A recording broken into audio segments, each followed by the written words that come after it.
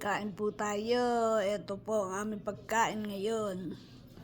Ang tawag nila dito ay frittata. Ayan po. Ano yan? Mixed vegetables. Patatas, carrots, siling berde. At saka hinaluan ko ng yung ano namin dito. Mga tira-tirang ham. Isinama ko na sa pagisa. Oh, yan. Ang tawag nila ay frittata. Sa Pilipinas yan, tortang giniling. Pero hindi naman kasi giniling ang halo niyan. Ano yan? Ham or bacon. At eto, gumawa rin ako ng chicken mami. Nilagyan ko pa ng isang itlog. Oh. Ayan, ang aming pinakasabaw.